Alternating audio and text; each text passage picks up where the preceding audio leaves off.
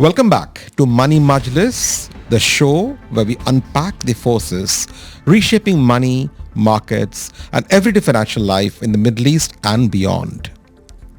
Today's episode looks at how technology, AI, and cybersecurity are quietly rewriting the rules of how we pay, how we get paid, and how we stay protected in the Middle East, Eastern Europe, and Africa, one of the most dynamic payment corridors on the planet.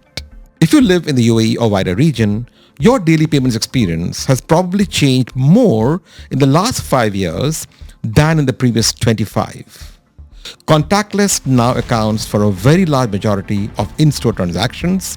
Digital wallets are used by a significant share of the population, and governments from Riyadh to Dubai are talking seriously about going cashless by 2030. At the same time, cyber threats are becoming more targeted, AI is both a risk and a powerful defense, and real-time payments are transforming how consumers and SMEs manage cash flow across borders. To help decode all this, the perfect guest is someone who sits at the intersection of technology, policy, and consumer behavior across more than 80 markets. But before I introduce my guest today, Dimitrios Dosis, here is a message from my sponsors.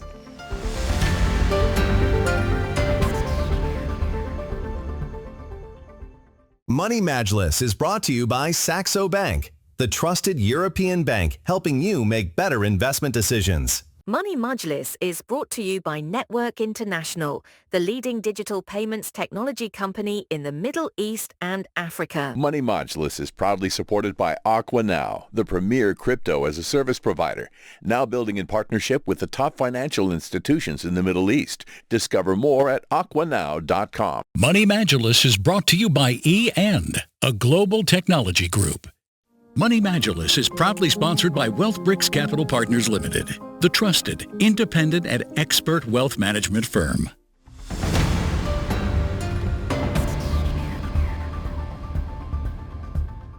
My guest today is Dimitrios Dosis, President for Eastern Europe, Middle East, and Africa at Mastercard.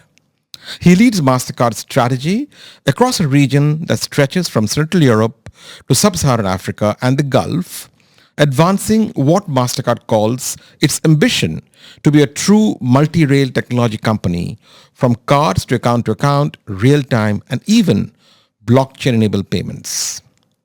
Under Dimi's leadership, Mastercard has launched initiatives such as a new cyber resilience center in Riyadh, partnerships with leading regional banks and fintechs, and AI-powered fraud prevention solutions that protect billions of transactions worldwide. Before taking on the EMEA role, Dimitrios was president of Mastercard Advisors, where he helped banks and retailers use data, analytics, and predictive technologies to solve real business problems. Dimi serves on influential boards in the region and in Europe and brings more than 20 years of experience in technology, transaction banking, and consulting, plus a PhD in economics, to the fast-changing world of payments. Dimi, welcome to Money Majlis. It's a pleasure to have you on the show finally. Well, it's great. I know, Suvo, we spoke a few times about it, so it's a great honor to be with you here today. Thank you for making time today. Dimi, let me start with the big picture. The Middle East is now one of the fastest growing real-time and digital payments market in the world, with digital payments already accounting a large share of transactions, both e-commerce and point-of-sale volumes. At the same time, governments are aiming to go effectively cashless on a similar timeline of 2030. From your vantage point, across more than 80 markets, Dimi, what makes this region, your region, such a live laboratory for the future of payments? And what lessons do you think the rest of the world should learn, or should we pay close attention to? Very good. I really like this picture of a laboratory because that's exactly what it is. I think there are two things that are coming together, Suvo, in this part of the world, which makes it so specific. The first one is intent, and the other one is spending power. If you look at the national players here, the regulators, the governments, they're coming at it with a real intent, okay? So the main intent for them is to really enable the infrastructure, and also allow interoperability. And they do it from the very beginning, from the very start. I mean, look at Saudi's Vision 2030, where they actually want to have 80% cashless out there. And they have put it in place a long time ago. Or look at the UAE, where we already have over 80% of payments now made digitally and mobile. And this is where you see the intent coming at fruition. And by the way, those countries are also the ones that are really moving the needle very fast. So I think this is probably the one angle I would call out, intent. And the other one is spending power. I mean, look at MENA, GDP growth of 3.6% versus 3.1 globally. Look at Turkey, we're looking at over 4% growth now. Look at Central Asia, 4.5% growth. I think if you combine the spending power and the economic growth in this region, paired with the intent from the governments, the national regulators, this is the magic that's happening in this laboratory. Excellent. Dimi, just before the turn of the year, MasterCard and you outlined 6 major payment trends that are expected to define 2026 this year, including the rise of AI-enabled payments, embedded finance, richer loyalty experiences, and the continued shift from what you said, faster to smarter digital transactions. If you look at this year specifically, 2026, which 2 or 3 of these trends you think will hit critical mass this year, especially in this region? And what should banks and fintechs and merchants be doing right now in this region so they don't wake up in 27 and realize that they missed a wave? Very good. Listen, I think all of those trends will see them, let's say, pick up. The question is, what of them will be more a kind of a critical mass thing? And we should talk a little bit more about agentic commerce today. But I think on that aspect, the whole notion of securing agentic commerce, making it a trusted angle for the consumer is going to be important. I don't believe that this year we're going to have an enormous amount of agentic commerce transactions yet, but I think this year will be pivotal to make sure that consumers see it as a secured way of operating. I think this is one of the things that we'll see happening, especially in this region. Yeah. And the second one is more around the conversions of crypto into mainstream payments. I think this is something that will see some material shift this year. And in this region in particular, why? Because the UAE, for example, as one of the main countries here, offers regulatory clarity. Others don't do it. The UAE does it. I think this is a competitive advantage. And secondly, we have seen some really practical stablecoin, if you want, use cases. Yep. Look, for example, acquirers here have now enabled stablecoins as a settlement currency, which gives the merchant choice. And I think this is something we'll see more down the road. So I think these are probably the 2 angles I'd call out. You talked about UAE there, Dimi, and we know that in the UAE, digital payments are already in billions of dollars. E-wallets and contactless are becoming mainstream. And, and platforms like Ani, the P2P payments platform, and acceptance of foreign wallets is now leading UAE to become an open ecosystem. How do you see the UAE's role evolving this year as a regional payments and digital assets hub? You talked there about cryptocurrency and stable coins. And where do you think the next wave of innovation will come from? Very interesting. So I think if you were to ask me this question a few years back, Suvo, I would have said it's about driving adoption in the UAE. I think UAE has now moving from being a place of adoption into being, let's say, a place of orchestration. This is where we are today. I think down the road, I see actually the UAE getting even more pivotal into the game and moving from orchestration into a proper flywheel, a flywheel that actually turbocharges itself. And for this flywheel, I think we have 3 major elements. First of all, the UAE is going to be and will be a digital first market. And we see it every day. I mean, look today, we have $150 billion transactions already happening on card payments today. We have 84% of all card transactions in the UAE are today already cashless. So incredible. This is amazing. And this is, if you want, the first part of the flywheel. Yeah. The secondly, which is probably mission critical, is the consumer. I would like to call the UAE consumer as curious. They like to check out new things. Yep. They don't like to just keep on doing the way they have behaving before. They like to try out new things. Yeah. For example, we just concluded a research that has shown that 88% of UAE consumers have used at least one emerging payment method in the last year, a payment method like buy now, pay later. So they're curious. They want to try out things. I think this will then bring the flywheel into the next click of iteration. And the last one, and this I think mission critical for us also as ecosystem providers, is securing the ecosystem. I think this is very important, and that's why some of the latest partnerships we have done, including a partnership that we just signed with at the World Government Summit with the UAE Cybersecurity Council, are mission critical to make sure that transactions remain secure while this flywheel is in effect. You talked there very interestingly about curiosity of the customers in the UAE, which is amazing. But Dimi, how do you balance this appetite for experimentation with the need for trust, stability, and financial inclusion, especially for low-income consumers and small businesses, the smaller end of the SMEs, who can benefit the most, I agree, but also are the most vulnerable? How do you protect them? Absolutely. Great question. So let's say you take a step back. I mean, if you are an SME and you're vulnerable, what are the things that keep you most awake at night, Suvo? I mean, two things. First of all, you need access to funding and working capital. Yep. And secondly, you want to drive efficiencies out of your everyday, if you want, workflow. Yes, others are making a margin on it. And you want to drive this out. So these are the two things that you want to do. Now, on the first thing, access to funding, I think we can do a lot as an industry, and we can also do a lot as MasterCard. What we started doing is now providing actually support to banks on scoring SMEs that they don't know about. Yeah. For example, if a customer is using his card at an SME on a recurring basis, it means that this SME has a very loyal customer, which means that SME is probably lower risk because he has some recoverability in the revenue production. Correct. So I think this is an example of how we're helping, let's say, SMEs and the banks, providing them funding to drive a better risk scoring and do that. Working capital. Today, some SMEs are getting paid after 90, 60 or 100 days. Why wait so long for getting paid for goods you have, let's say, so delivered?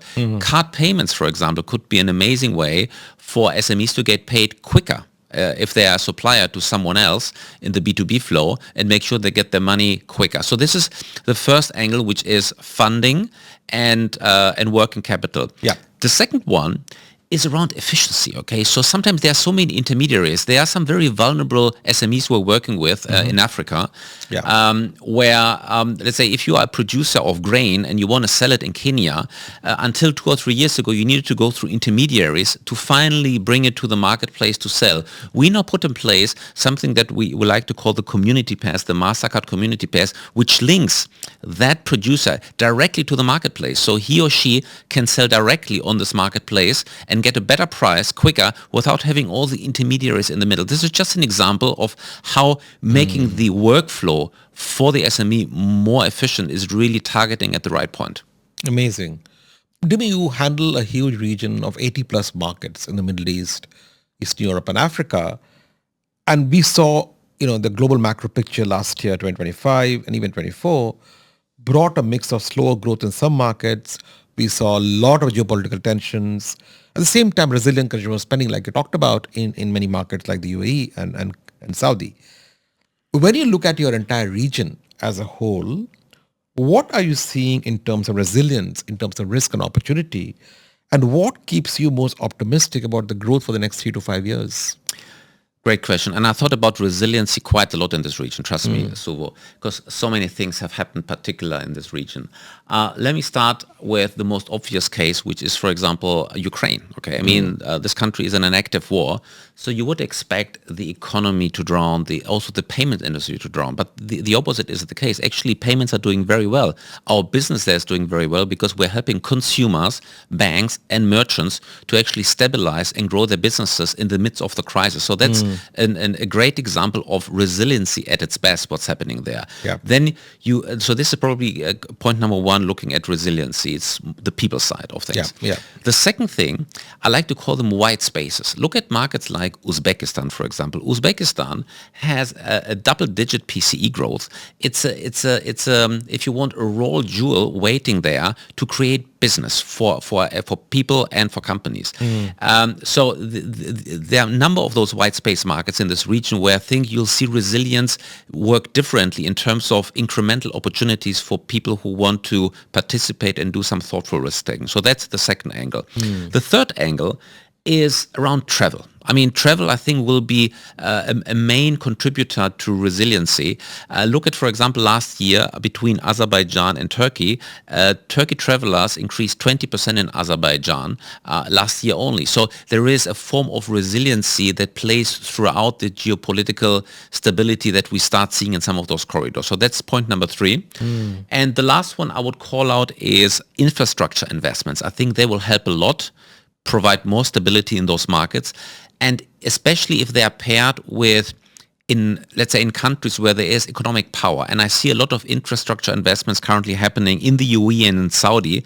And in both, let's say, those markets, we have an incremental GDP growth of 4 to 5%. So I think we'll see this also being sustainable. Interesting. Dimi, let's now move to everybody's favorite topic these days, which is AI. And you've been talking a lot about this recently. And one of the most exciting developments, which you referred to just briefly earlier, has been the launch of the Mastercard Agent Pay for e-commerce. This is a concrete live example of an AI agent actually guiding a customer through an online checkout, helping with choices, security checks, and even loyalty or installment options. In fact, you did a live demonstration of a use case with the Majid Al-Futtaim Group. In fact, your global launch of Mastercard AI, Agentic AI, was in Dubai at Mall of the Emirates.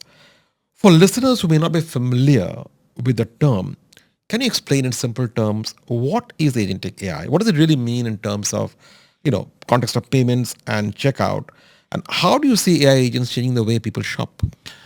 Great question. And I think this is something that is worthwhile diving into, because I think it will materially change the way we operate. So if you wait to take a step back, what is agentic commerce? At the end of the day, it is shifting from automation that we have today to delegation. It's really delegating rather than doing everything yourself. This is the prime principle that we see is shifting. And I was very happy and proud that actually this region hosted the first, agentic commerce transaction outside of the US. And this was amazing for the country to demonstrate the power. And here's what we did. And now this has been, obviously rolled out, is that, for example, buying a ticket at the cinema, instead of you going through the whole experience of trying to find the right ticket at the right time, you instruct your agent to do that on your behalf. You tell the agent what exactly you want, what are your preferences, what are your time preferences as well for the cinema, what are the location preferences. And then at the back end, you have put a token in there, which also, clarifies the intent for the purchase. So you have actually given delegation to the agent to do the transaction on your behalf. You consented to it. And this is the really changing moment. You don't need to do the checkout on your own, try to wait for, in old days it used to be an OTP, now you have the in-app authorization. You don't need to do the stuff anymore. The agent does it because you already gave him consent through the Mastercard token, which is embedded in the agent. And this is something which I think we'll see more and more down the road, and we'll see, especially this year, picking up. Dimi, Financial Times last week carried an article called "The Chatbots That Do Your Shopping." I don't know if you read it, but it describes how Walmart now lets you shop inside ChatGPT, while Amazon's Rufus helps you choose products, but Amazon keeps a very tight control of its data and ads. Like you said, economists estimate that agentic shoppers could account for up to 10 to 20% of US online retail by 2030. In fact, your colleague, your Chief Innovation Officer, Ken Moore, who I was talking to last week, said he believes it will be 30% in the next 5 years. In that world, Dimi, where bots talk to bots, what role does Mastercard want to play? Are you the neutral rails? Are you the referee? Or could you become more of a co-pilot for consumers and merchants? This whole ecosystem, Suvo, is based on trust. Okay, you need to trust that you gave the consent to somebody that you know or is trustworthy. You need to make sure that the transaction happens with the intent you gave the agent to do that. So without trust, it's like not having control anymore. The only way this happens is through trust. And this is where MasterCard plays a big role. Making sure that the ecosystem is trustworthy, making sure that we prevent fraud, making sure that we have clarity of rules, making sure we have the right data usage principles in there. This is one of the prime aspects where we can drive the ecosystem. We want to make sure that there's choice for the consumer. They can buy stuff on a regular e-commerce channel. They can buy stuff through an agent. We want to make sure that they are comparable at a minimum in terms of safety and security, and that nothing happens to their data, which belongs to the consumer at the end. I think this is going to be the prime, let's say, focus area. Now, the question, however, is how do things evolve? I mean, think about the agent today is being activated through you and through a clear purchase request to buy a ticket from that particular supplier. How will this look in 3 or 4 years from now? Might be the agent will become even more clever. Might be we might be looking at what I like to call reverse auctions. You speak to your agent and tell them, I would like to buy a car. I like this specifications. Now you go out there and check on all the used cars which are out there and get me that car at the best price. Then suddenly all the suppliers will be pitching at you, will be pitching to the agent to get the hit. And this, I think, is going to be just, if you think about this, the big swing, because then suddenly the consumer, for good reason, will be in charge. No longer. So I think it would put a new balance into the way we look at this. And I believe, again, that we as MasterCard will play a major role in making sure that this ecosystem is safe and secure for the consumer. Very interesting, Dimi. But would you say that the rules of this new ecosystem are still work in progress? Because assuming I ordered a red hat, a red baseball cap on Amazon, and a blue cap arrives at the courier, who do I blame? My bot, the merchant's bot, the MasterCard bot, or who? These rules will have to be finalized, right? Absolutely. And this rule are being developed as we speak. So I think ideally we will not see a blaming game. Okay. Ideally we'll see the rules play out. But I think here again, it's important to see also how, let's say, governments will be supporting this. And the UAE, coming back to my point, they have been, my previous point, they have been very thoughtful about applying regulation to, let's say, e-commerce, to applying commerce regulation to new technologies like AI. I think having this regulation play out is also very important. I think, again, players like us, we need to keep the ecosystem safe and secure, and we need to make sure that everybody has the ability to pitch in. I want to make sure that all of the suppliers have the ability to pitch in. The important thing is that they can talk to each other, so there is interoperability of the systems. And this is something which I think will be mission critical. Absolutely. And you talked about security there. Let's move then to cybersecurity, to me. One of the striking things about MasterCard is how much of your cyber defense is already AI-driven. Last year, you rolled out more advanced AI-based tools to help banks identify compromised cards before the actual fraud happens. How different does fraud prevention look today compared to, let's say, 5 years ago? Let's take a step back on that, because it's an interesting topic. People think like cybersecurity, cybercrime is kind of a small thing. Now, if you look at the world right now, by 2029, cybersecurity will be costing us 15.6 trillion. Just to put it into perspective, okay, the largest global economies by GDP, nominal GDP, is the US, then it's China, and then it's cybersecurity. Incredible. We're talking about that type of magnitude. So this is not a nice side hobby. This is mission critical to keep the economy up and running. Otherwise, we're all in the soup. And that's why we take a lot of pride in helping the ecosystem keep safe and secure. It's a major thing. To just stop you there, the global GDP, if I'm not mistaken, is about in the region of $100 trillion. You're saying 15% of that is being risked by cybersecurity? 15.6 trillion by 2029. Right, today is not smaller. By 2029, we're talking about 15.6 trillion. That's going to be the cyber crime. Scary. Yes, Very scary. Very scary. Very scary. So tell me, so what is MasterCard doing differently to protect your consumers and merchants from this?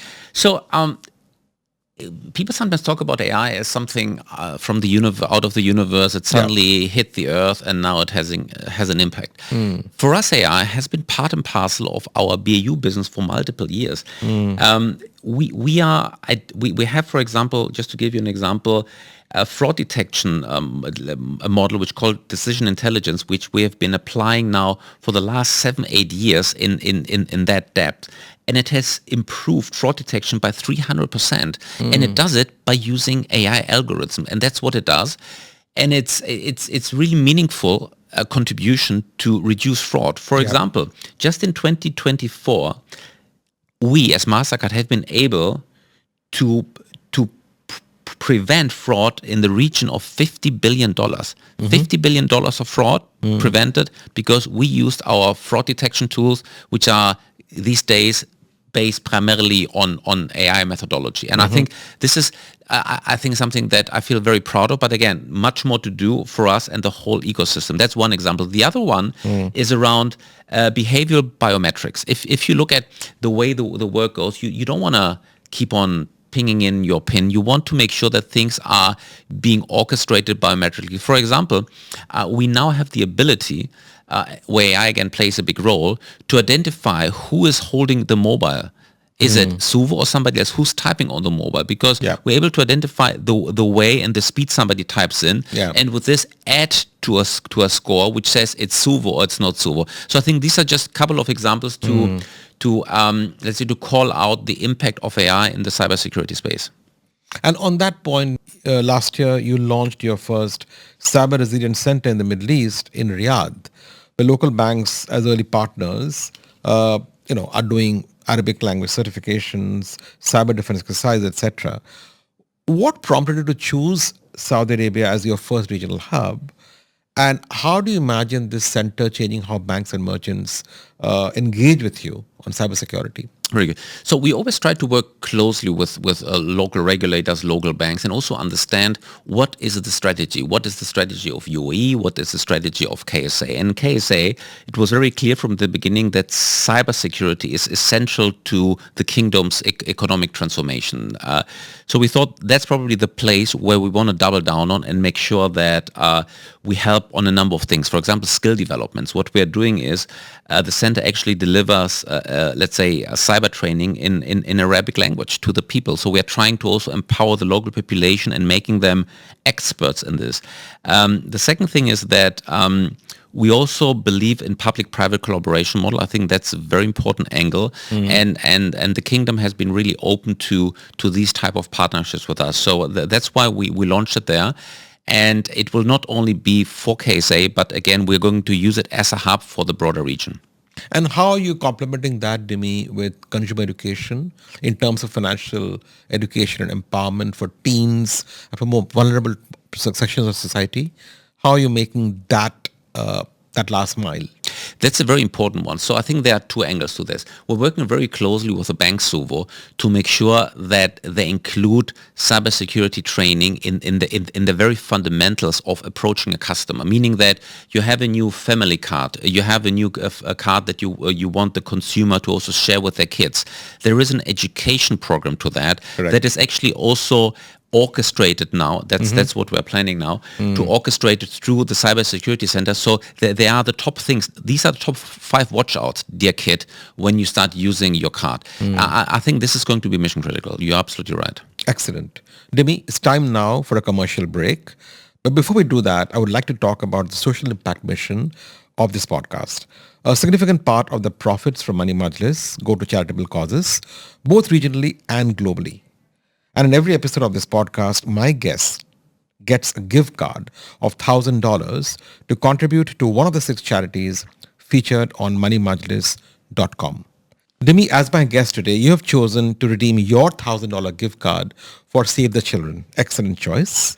As a listener, you too can get your $50 gift card by simply visiting my website, moneymajlis.com.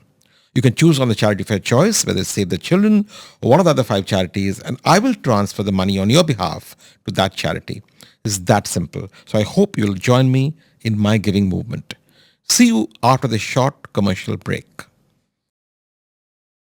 In Money Majlis, we talk about making informed money decisions. With Saxo Bank, you get access to global markets from a single advanced trading platform.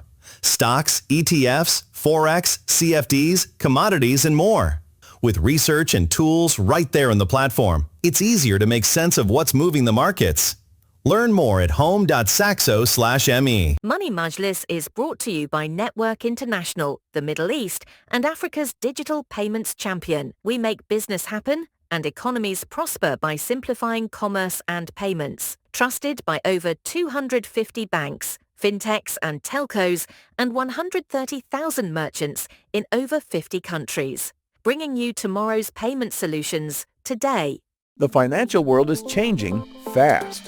Institutions need to meet the growing client demand for crypto financial services, but they need a battle-tested platform to build upon. AquaNow is a leading crypto financial services platform, powering incumbent institutions to launch crypto brokerage, payments, and remittance services for their clients, securely and at scale. Be part of the transformation. Visit aquanow.com today.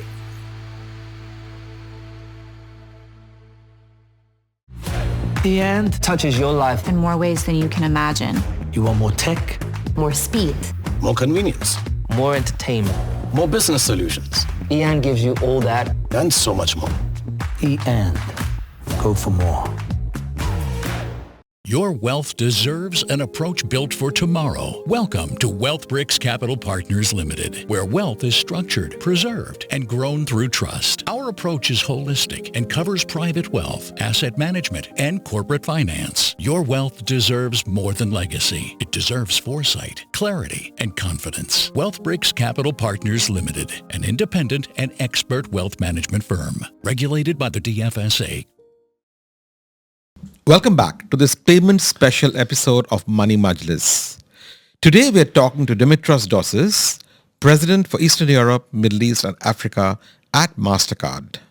Dimi, a big milestone last year was MasterCard's strategic work on blockchain-based asset tokenization and stablecoin-enabled payment innovation in the Middle East. This lines up nicely with UAE's ambition to be a global hub for digital assets and blockchain.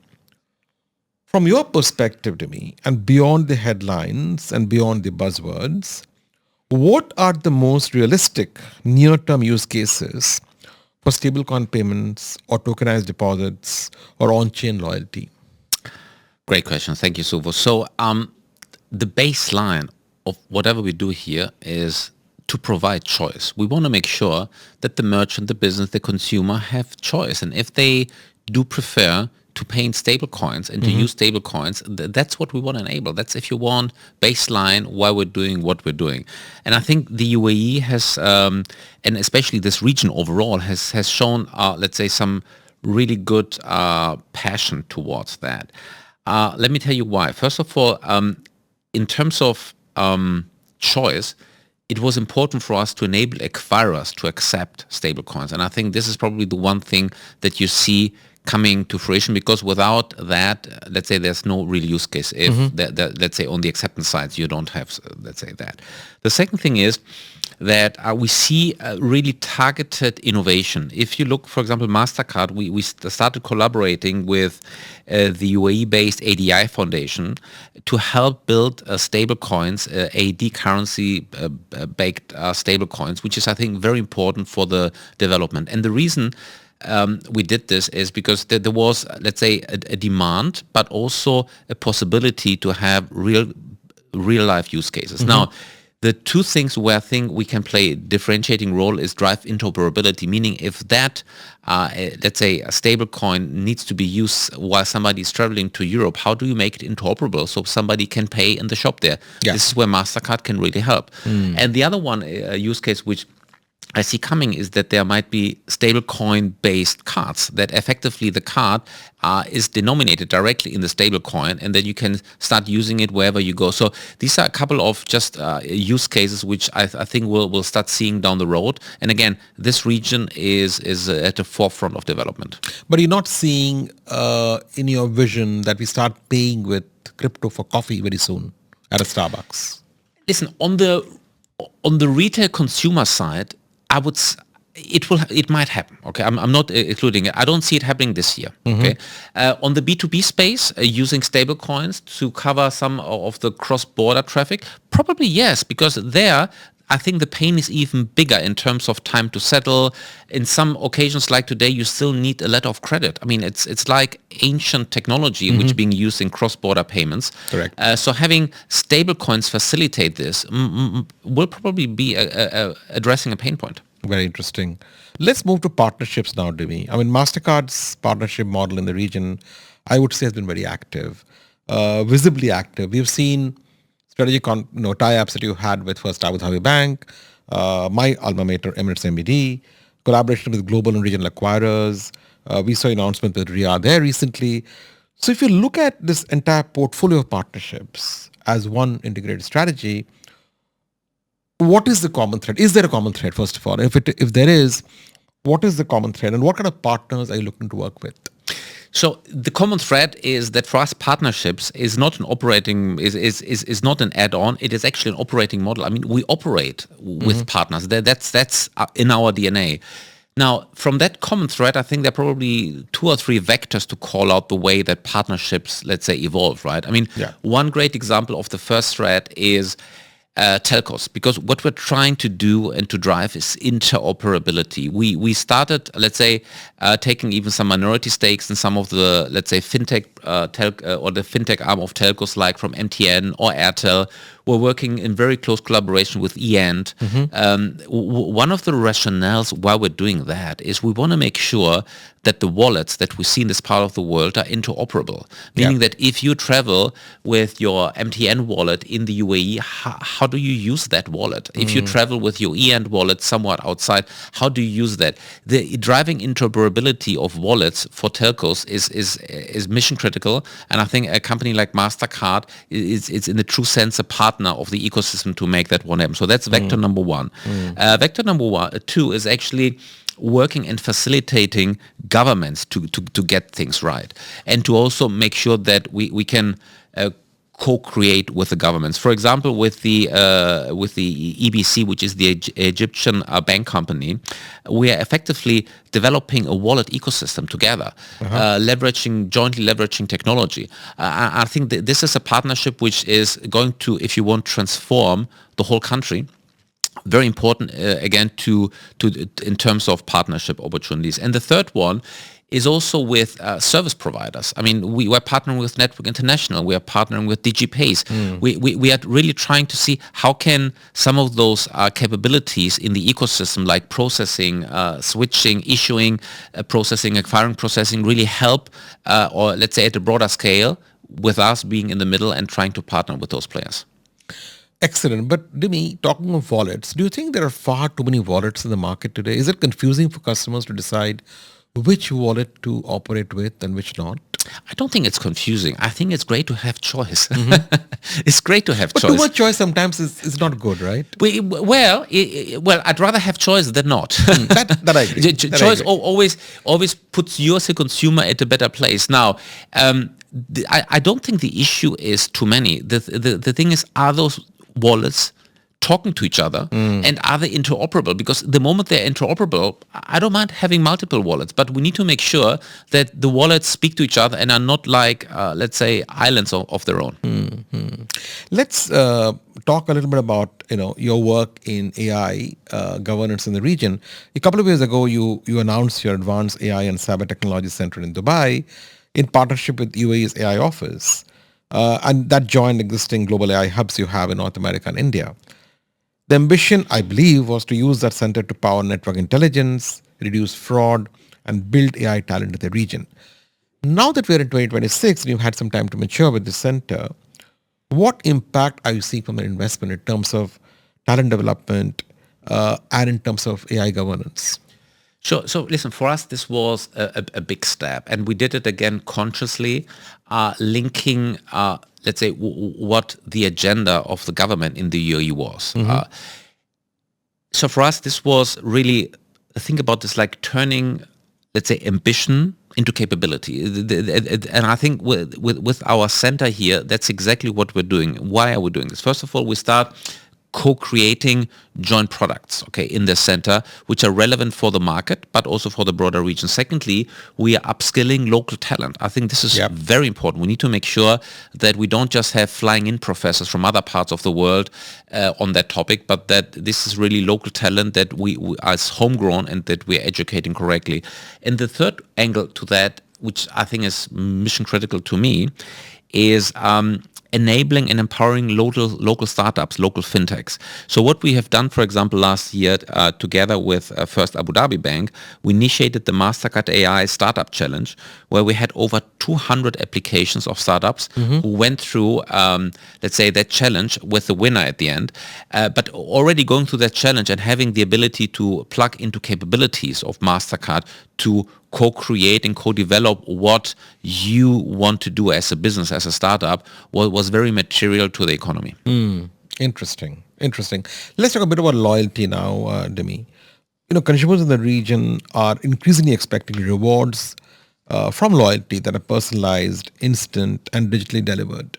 How is MasterCard thinking about the next generation of loyalty? Beyond, let's say, points and beyond miles, we see a lot of that in the region. How do you see AI and real-time data enabling a more segment of one approach to rewards and to loyalty? I like the way you put it, Suvo, beyond points and miles, because we've seen quite a lot of them. And this is actually where, let's say, I at least as a consumer sometimes get confused. Correct. I think the three key angles to loyalty that we'll start to see, and actually we already start experiencing them, are first, premium propositions, experiences, premium propositions. I think this is something which particularly for this part of the world is going to be critical. We just launched, for example, our MasterCard collections, which means that consumers now have access to the top premium experiences like Formula One, like Live Nation, where you can really get exclusive access to some of the top concerts out there in the world, or to the Fork, some of the top restaurants where it's very hard to get a reservation through that, let's say, loyalty program. You're actually able to get access. So I think premium experiences and unique things that you actually aspire is going to be one angle. The second angle is going to be around the travel ecosystem. I think here again, the ability to have choice how and when to travel. We brought, for example, our travel card into this market, which allows people to accumulate points and then able to spend them on different hotels and different airlines. It gives you choice, okay? It doesn't link you to only one brand. You can use it in one brand if you want, but it gives you choice. And I think this is something that the travel card is allowing, and I think this is the way that you'll see loyalty develop, and again, giving people flexibility on how to use what they have earned so hard. And the last one is probably around personalization, real-time personalization. You travel to London, you want to make sure you get the best experiences while you are in London real time, and this is where data and analytics will play a mission key role. So I think those three angles is how we'll see loyalty develop. Wonderful. Dimi, it's time now to move out of some of the technical discussion we've been having to your career journey and your leadership principles. You had a fascinating journey. You moved from management consulting and transaction banking to leading MasterCard advisors globally, and now running this very important region of Eastern Europe, Middle East and Africa for MasterCard across more than 80 markets. If you look back, Dimi, what were 2 or 3, let's say, inflection points that most shaped your leadership style? And did your time at advisors, using data and predictive technologies to solve client problems, influence the way you run your business now as a P&L head? Great question. So it's interesting, right? I started my career in consulting, in management consulting, and the one thing you learn is put yourself into the shoes of your customer. And sometimes we forget it. I mean, we sometimes, especially if you are a global big company, you know what you want, and then you try to sell what you want, but you don't understand the pain point that your counterpart has. So I think one of my key takeaways from, let's say, having run, let's say, the services business or the advisors part of the services business within MasterCard, is to put yourself into your customer's shoes and just help to understand what are you trying to solve or what's the pain point. I think that's probably the one thing that was kind of an eye opener for me, to be fair. The second one is it's that problem solving. Sometimes people are too data driven. I like data driven, but you need to pair data driven with also instinct, okay? So you need to combine both. If you only look at data and don't just apply some common sense, you're lost. And I think that the combination of the two is something that I saw playing out quite well. And the last one is probably around culture. I think we, for example, as MasterCard, without prying ourselves too much, we have an amazing culture. And this really helps overcome a lot of problems and a lot of frictions because you know what you're doing and you know you can trust each other. Excellent. Dimi, our region here, EMEA, is a region of extraordinary opportunity, but also real volatility, from geopolitical shifts to currency swings to regulatory change, sometimes all at once. And you and I know it only too well. When you think about leading teams and partners through that kind of environment, what are some of the non-negotiable leadership principles you hold yourself to? Are there any specific habits that you use, whether in decision-making or scenario planning or communication, that you would recommend to younger leaders today starting out in their careers? So I think there's something which I call baseline, which again, just because they're baseline, we shouldn't just forget about them, which is, I mean, you need to be hungry and you need to be curious, especially at your younger progression in the career. You need to be hungry and curious. I like that, hungry and curious. But the two things which are really differentiating then, and I think that's at least me thinking about that, is I think you need to be authentic, okay? If you're not authentic and always try to pretend to be like, I know, people who have worked for you before, Suvo, right? They looked up at you and say, I need to be like Suvo to be successful. If they try to imitate Suvo day in, day out, they put so much energy into that and they don't focus on the actual work, because if you're not authentic, you're spending money inefficiently or energy inefficiently in pretending to be someone that you're not. So I think that angle is very important, okay? Bring your authentic self. I mean, keep private, but be authentic the way you operate. And the second one is owning it. I've had so many instances where people come to me with a business case and then I just ask them the question, okay, if this is your own money, would you invest it into it? Yes or no? Then they start looking at me, the eyes get wider and wider, and then I know that's probably not what they would do. And then it's probably not the right decision. So this aspect of owning a decision as if it were your own the company as if it's were your own. Yes, you have participation, but it's actually your company, for God's sake. Focus on that. I think these two, the authenticity and the owning it, are going to be mission critical. I love that answer. Tell me, MasterCard's mission and vision about financial inclusion, social impact is quite visible in everything you do. On a personal level, Dimi, how do you reconcile the drive for growth and innovation and this constant need to grow revenues quarter on quarter with the responsibility to ensure that the benefits of digital payments are inclusive and are sustainable, especially in the region that you operate in? Absolutely. So, listen, for us, financial inclusion is not like something we started inventing because we thought about this. I mean, for us, it's in our DNA. Connecting people is what we do. So including people is actually the baseline of MasterCard. That's why for us, financial inclusion came very naturally.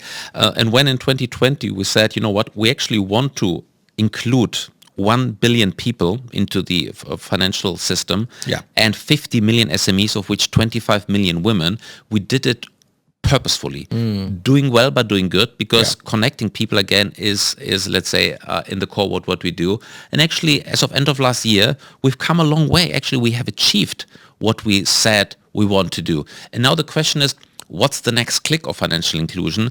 And I think this is critical, because just connecting people is not enough. What you need to do now is adding also wealth into those people you have connected. For example, in this region, remittances is a big thing. People like to do remittances, etc. Just connecting them now into, let's say, a digital means of doing remittances is a starting point. But now you need to make sure it goes quicker. It goes safer to the recipient. So some of those things are things that I think are going to form the next click of financial inclusion for us. Excellent. My last serious question, Dimi.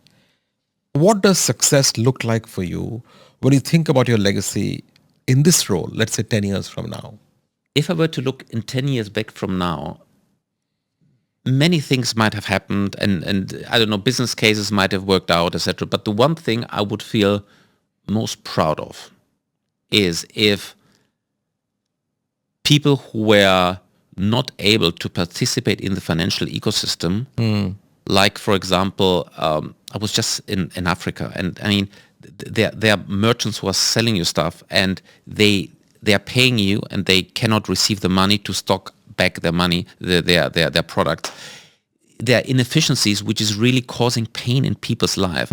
If we're able to solve something like that, to make sure that those merchants in Africa are able to have access to financial means, to funding for their business, this would make me very proud. Excellent. Dimi, before we close and I let you go, it's time now for a quick rapid fire round of questions. The rules are simple. You have 5 seconds to react. Don't overthink. And 30 seconds to answer. Short answers only, right? Oh my God. You ready? Time starts now. The most surprising payment habit you observed in any market in your region, something that will generally surprise a listener in Dubai or London or New York. It is actually mobile money. And when I came to this region, I moved here 5 years ago, nearly 5 years from Germany. I saw what mobile money has done to Africa. It's not only that they have moved ahead of many other countries, but they have actually leapfrog technology. This was mind-blowing and still is. Interesting. If you had to place a friendly bet, which city in your region becomes effectively cashless first? Is it Dubai, Riyadh, Cairo, Athens, or somewhere else in Italy? And by which year? It's a very tough call. And I think that you'll see Dubai and Riyadh becoming cashless pretty much at the same time. Really? Okay. If you could have an AI agent run one part of your personal life, the way the MasterCard Agent Pay runs an e-commerce checkout, what would you outsource first? Oh, very clear. It's my travel planning. It's something that really bothers me a lot. So I would do that. Wow. Okay. What's the most this is the future payment moment you personally experienced? You know what? I come back with what I said earlier. Seeing the street merchant in Africa accept MasterCard QR payment instantly to get funds in real time, immediately restock. That's what it is. Dimi, you are a German national of Greek origin. What is the most German trait you have, and what is the most Greek? It's funny because sometimes people ask me, "Are you Greek or German?" I say, I hope I'm somebody with a German mind and a Greek heart, because the opposite would be bad. Good one. Yeah. Good one. Dimi, is there a talent, a hobby your colleagues at MasterCard might be surprised to hear that you're generally good at? Oh, actually, there might actually be one. And I noticed it because I had a few people over at my place last week for dinner. Yeah. And some of them went to my my living room, and I have my Fender Stratocaster there, which is an electric guitar that I used to play before in a band. I actually love rock music, and so that's probably something that many people might not know. I wish I had known. I would ask you to bring your guitar today to the studio. Absolutely. Next time. With your travel schedule across more than 80 markets, Dimi, what's your go-to routine to stay grounded? How do you avoid jet lag, for example? So what I started doing 2 years ago, and I'm very grateful to my wife, she gave me access to a yoga teacher. So I started doing yoga lessons, and this has been quite life-changing for me. I mean, it's people think about, let's say, modern type of techniques, but let's say the Indian philosophy which is behind yoga is just mind-blowing, and it really changed my life. So this is what I do to, let's say, find my inner me. Amazing. I'm proud to tell you that my daughter Ragini, who lives in the US, just qualified as a yoga teacher for the weekend. So apart from a full day work, she wants to teach yoga on the weekends. I love it. And finally, Dimi, if you had to describe the future of payments in just one word, what would that be? Seamless. Excellent. Dimi, this has been such a rich and truly forward-looking conversation. Thank you. Hearing how MasterCard is partnering with banks, fintechs, governments, and even police forces, from Riyadh's new Cyber Resilience Center to the AI hub here in Dubai, really brings to life how much quiet infrastructure sits behind a simple click or a simple tap to pay. Thank you for sharing your insights. Thank you for all the work you do and your teams do to make payments more exciting, more seamless, and more secure in this region and the wider world. Any last comments, Dimi? Thanks for having me here, Suvo. I really enjoyed it, and I really love your podcast. Thank you very much. Money Majlis is brought to you by Saxo Bank, the trusted European bank helping you make better investment decisions. Money Majlis is brought to you by Network International, the leading digital payments technology company in the Middle East and Africa. Money Majlis is proudly supported by Aqua Now, the premier crypto-as-a-service provider, now building in partnership with the top financial institutions in the Middle East. Discover more at aquanow.com. Money Majlis is brought to you by E&, a global technology group. Money Majlis is proudly sponsored by WealthBricks Capital Partners Limited, the trusted, independent, and expert wealth management firm. To everyone listening, if you enjoyed this episode of Money Majlis, please follow, rate, and share it with a friend who's curious about the future of money in our part of the world and globally. And for viewing past episodes or to join my giving movement, please visit moneymajlis.com. Money Majlis is conceived, researched and scripted by me, Suvo Sarkar. It's produced by Podster. My giving partner is Good World. Thank you for tuning in. Until next time, stay curious, stay well, and do good.